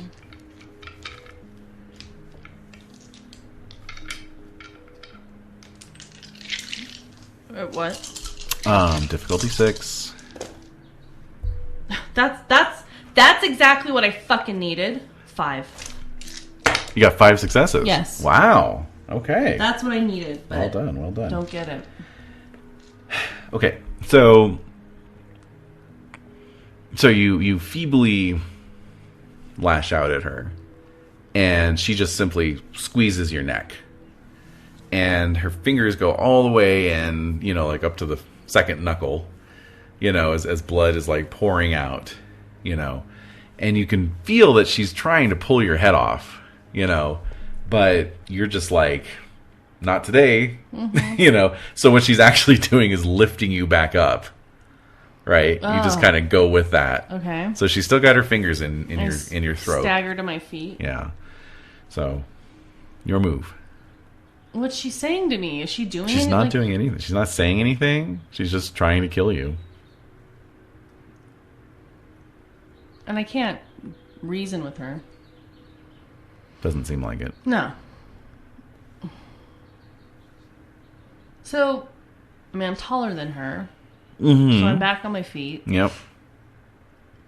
She's holding my neck. Yep. But she's squeezing it even more, but nothing's giving. Yeah, exactly. Just going into dead flesh. I guess I have to try for another claw attack. Okay. You could try the bite maneuver on her hand to get her let go. You get an extra dice in your pool. You keep saying that, but I'm just pointing it out. I don't know. Like, what am I using? Dex plus brawl. Dex plus brawl. It's exactly the same as the claw attack. But an extra dice? But you get an extra dice. Why? Because her wrist is right there. Oh, okay. It's just easy. Then I will try to bite her wrist. I guess it's at a better angle now since it's up. True. So you just have to bite down. Mm-hmm. Even though she's holding my neck at a weird angle. Yeah. Okay, let's Yeah, well now her arm is raised instead of lowered. Okay, so but then I -5, so... And remember your celerity as well. Yeah, 1, 2, and brawl is 3. Okay, so 1, 2, 3, 4, 5. Okay. And you take the 5 out. I did. Okay. So you should be rolling 5 dice instead of 4, right? Yes. Okay, good. Go for it. What is it, 7? 6. 6. 4 successes. Wow. Well done. Oh, God. Okay, so now roll your... let's see. You don't have potence, right? I do. Or do you? I do. What do you have? 4. You have 4 dots of potence? Oh, sorry. 1. One. Sorry, Okay, 1. I was going to say. When did that happen? No, it's just protean and potence. Oh, protean. The Yeah, same, yeah. Sorry. 1. 1. Okay, your strength is... 3. And you rolled 4 successes? Mm-hmm. So you're going to roll 8 dice. Right. Okay. 2, 4, 6, 8. 2, 4, 6, 8. Okay. What am I shooting for? 6. 6. Mm-hmm.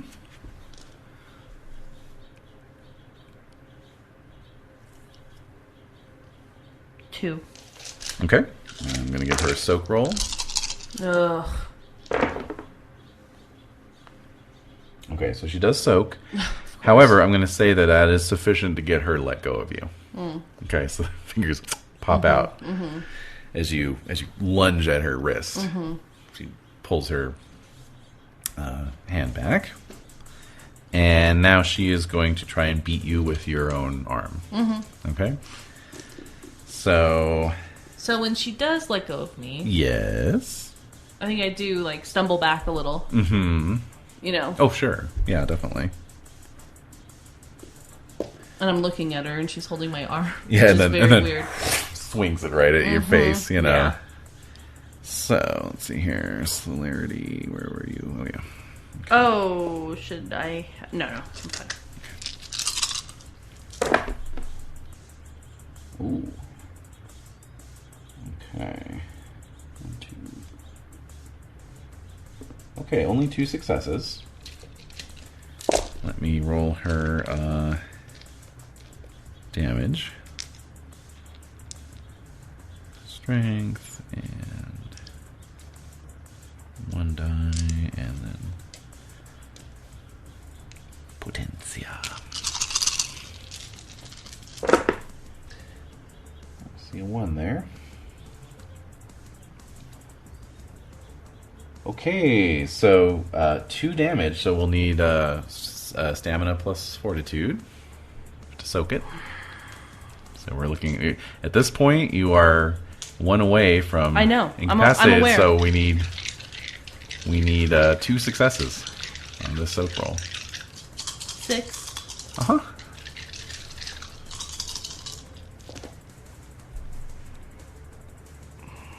That's a fail.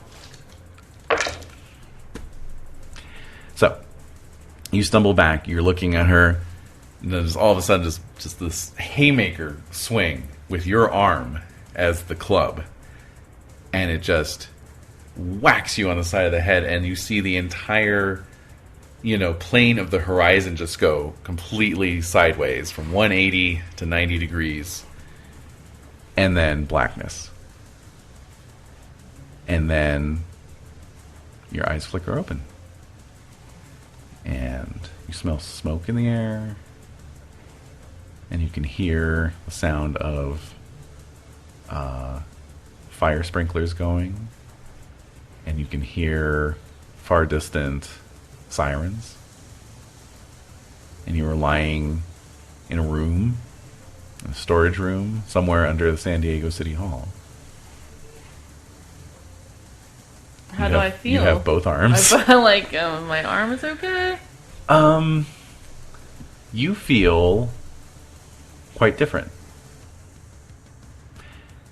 It's sort of like when you've been sick for a long time.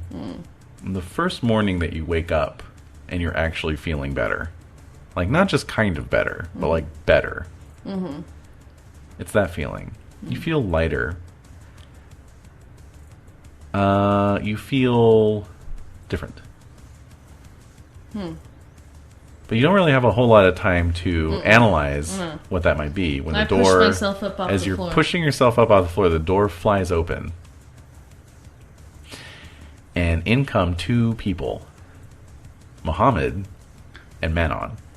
What? And so I'm looking at them. Yeah. Like just standing there. And so Muhammad's like, "There you are, you son of a bitch! Come on, let's go." I follow them. All right. So takes you out into the hall. Manon's there. How does she look? Shaken, but okay. Okay, so I'm following them. Yep. So you go out into the hall. It's somewhat like how it looked before in your vision or dream or whatever the hell that was. But there's actual like smoke in the air, you know. And he goes left instead of right. And he leads you down this hall, and then there's like these big steel shutter roll up doors, and one of them's rolled up, and you can see there's like this loading bay, subterranean loading bay, and there's a rider rent a truck, you know, backed up to it with the door open, and there's the back door of the truck. You know, it's like a box truck, right? And a couple of his ghouls there. And he's like, let's go, let's go, let's go, let's go, let's go. All right. And like all of you kind of go into the back of the truck. That's Speed pulled out. down. And actually with the crashing of the latch down is where we'll end it off with this interlude. It's a brief interlude. Yeah. You know, a short episode. Yeah. But yeah, that happens. So you're going to make a couple changes on your character sheet before we start debriefing or do anything else. Okay. All right? All right. You're going to erase sanguinary animism. What? What? Really? Mm-hmm. All right. Okay. And then up under nature. Oh, no. What? Well, first of all, also erase all the damage that you took. Oh. Oh, God, that was scary. And under nature, you're going to erase that and put in whatever you want. What? So sociopath? I erase that? Yep. I don't know what I want. Exactly. We're going to go through that right now. Exactly. We're going to do some debriefing here. And did you have anything regarding Dawn on your character sheet? Mm-mm. Yeah. I don't think so. No. Not really. Yeah. Okay. So what? How am I making sense of this? That's the question, isn't it? How are you making sense of this? So I don't have... I feel like... Because, like, here's the thing. Like, Paco wasn't the one who killed, quote, killed Dawn. Right. Aaron was technically the one who killed Dawn. Correct. Right. Technically. He didn't know that he was not going to let her be a vampire or whatever. So I'm still stand by that. So, but there was that glimpse of Paco still. Yep. Do any of my disciplines change or anything? No. Nope, you keep all of that. I got rid of my derangement. But your derangement does Subside. disappear. Or subside. Yeah, that's a good way of putting it. Could come back. Alright, and then Dawn, I'm not feeling Dawn anymore. Right. Like that hum. Yeah. I don't know. I don't know what that means. Mm-hmm. Okay, but I have to pick a different nature now. Mm-hmm. Do you want to go back to Visionary? Or do you feel like you've... I feel like in some ways he is still the visionary because he's still sticking with this vision of like what a real anarch state would be, and it wouldn't be full of baronies, and it wouldn't be, you know, like having essentially, you know, pseudo princes and barons or whatever. Like it wouldn't be organized in that. It wouldn't be organized at all. Yeah. So he's still clinging to that. I don't know if that's something I'd want to, like, relinquish. But I'm trying to think of what other options are out there. Sure. You can just read the names and then I can... Of course. And of course there's, like, you know, you can kind of create your own... Yes. Natures. This isn't a prescribed list. No, but it kind of is a necessarily. springboard. Yeah. Okay, so here we go. Damn, that was scary. Yeah, I mean, I know it was a brief session, but I really felt like I put you through it, so... I feel like that was earned on some level. But I want to... No, I want to play more. Like, it just makes me want to play more. And, like, talk to Muhammad, talk to Manon. Of course like, you do. Find out what happened to Tara. See if I have to, like, bug her. Because she still has this thing hanging over me. I know where we're going with this. I've got plans. I trust that you do, but I want to go in there. Like, I want to keep interacting with the characters. All right, what are the natures? Just for dramatic purposes. See, because now the second story is going to start. Exactly. You know, so this is no longer the interlude. I know how that works. not an idiot. I had a theory that you were maybe an idiot, and that I had to explain it to you. Yeah, well, acting as though. Act as if your wife's an idiot. Act as if. All right, so architect, autocrat, bon vivant, bravo. What's bravo again? Tough and bullying. No. Often takes perverse pleasure in tormenting the weak. No. Capitalist, caregiver, celebrant, chameleon. What's chameleon again? Independent and self-reliant, you carefully study the behavior and mannerisms of everyone you come in contact with so you can pass yourself off as someone else later. No. Child.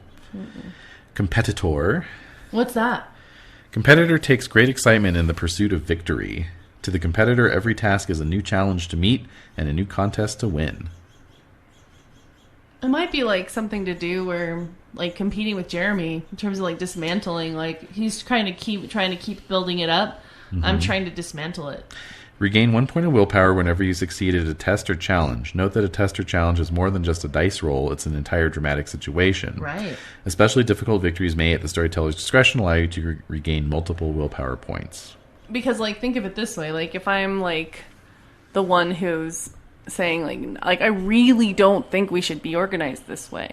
I think visionary morphs into competitor very naturally. Yeah. Right? Because competitor could be the outcome of, like, visionary is where you start. And you're like, I have a vision. Right. You know, my name's Aaron Evans and I'm full of ideas. Right. But then once you actually find yourself in a position to affect those visions, are you still a visionary? No. You're practical. You're implementing them. Yeah, I'm for it. Or do you want me to keep reading? You can keep going. Okay. Conformist. You're anti-conformist. Conniver. Creepshow. Curmudgeon. Dabbler. Deviant. Director. What's deviant? A freak ostracized from society by unique tastes or beliefs. Director.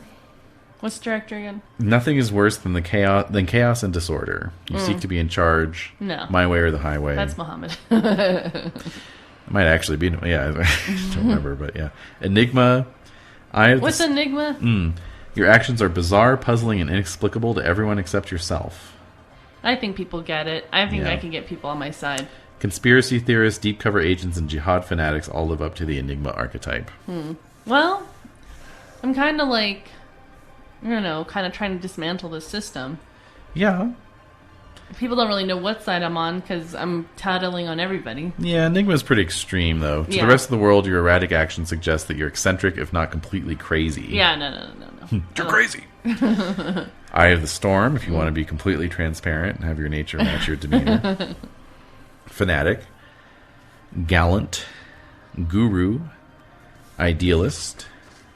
Judge. Well, idealist. Let's go back to idealist.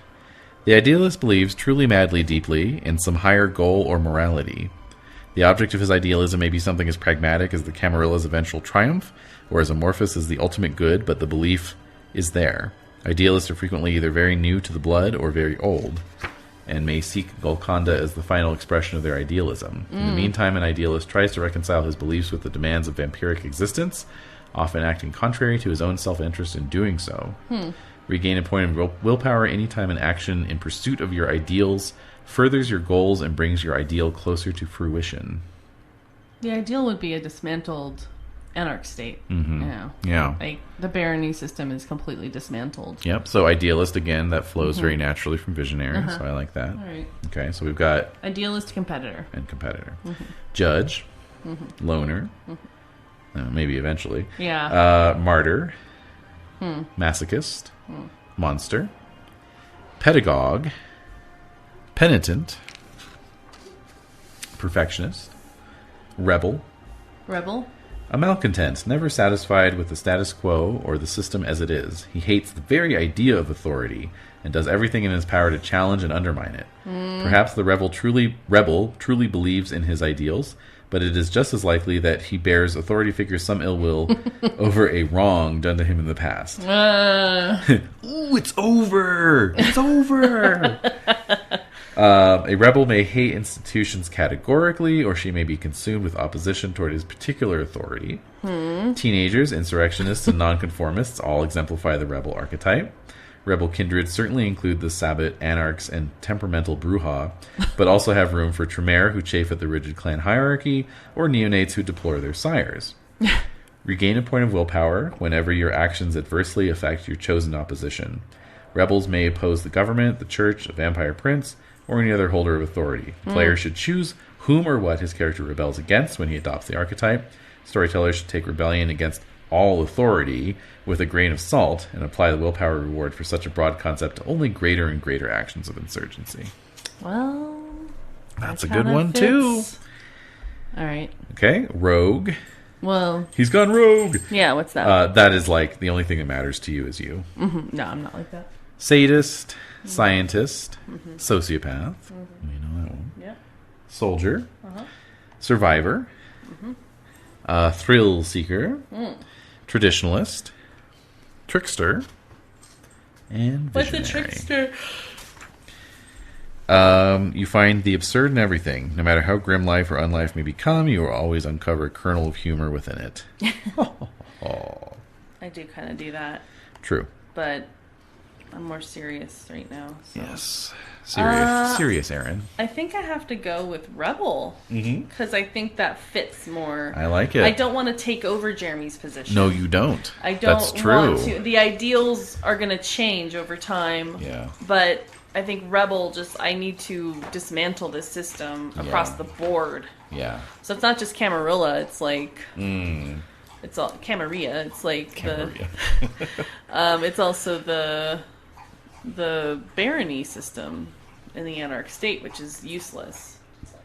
To just do little petty wars and okay, so I'm gonna go with Rebel. Okay. Yeah. Yeah, baby. Rebel. Directed at the anarchs. Yeah. Or anarch states. Mm-hmm. Okay. Well, also, I would just say the whole vampiric political system. Okay. Sure. Okay, it's not just anarchs. Yeah. The vampiric political system. Yeah. That's fine. Okay. Vampiric political system. Okay, cool. Okay. Well, very good. All right. So let's look at some XP there. I didn't use any willpower. That was really dumb of me. So, end of a chapter. You get 1 XP. Why are you? I'm not here to judge. I am judging myself. Okay, 1. And what have you learned in the course of the night's events? Anytime you're gonna be fucking with humans, don't fuck with humans. Don't fuck. Like, just feed off of them and walk away.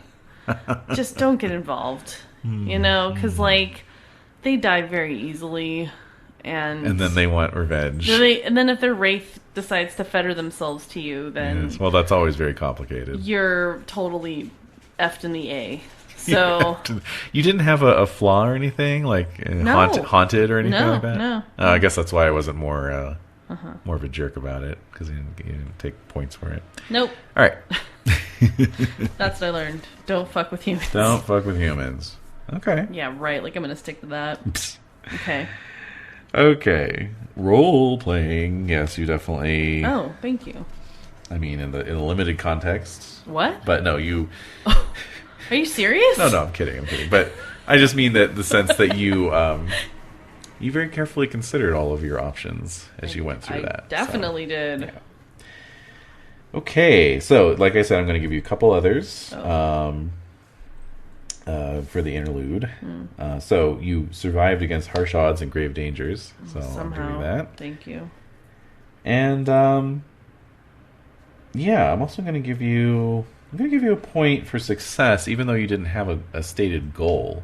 However, this basically achieved your goal from your last story, which was that you wanted to kind of separate yourself. What was it? It was extricate from presence. There you go. Paco or Don could qualify as well. And there you go. You did it. So you get a point for that. Okay. Okay. All right. So now we're ready to move on to story 2. Let's see where that takes us. You're in the back of a rented moving truck, heading to destinations unknown. I hope it's back to LA. Destinations unknown. No! You've done that before. I have indeed. Oh, God. Okay, well. Cool. So, Cool. yeah. Thanks for hanging in there with that. It was scary. Yeah. I was very scared. And we had a storm blow through. And Yeah, now the storm's gone. yeah, I know. There's no more wind or rain or thunder. The dog's eating her chew again. Everything's All's right in with the world. The spell has been lifted. Obviously. Yes. Chew on that chew. All right. Well, any final thoughts before we... You are amazing. Sign off? You do a great job of creating an atmosphere, and that was very intense. Thank you. So, you still got it, baby. Oh, good. Well, when I don't got it no more, I'll hang up my hat. I'll let you know. Yeah. Oh, yeah. No, I'll know it. I'll know it myself. What? I don't expect that to happen anytime soon. No, indeed. But yeah. Thanks. Alrighty. Ugh.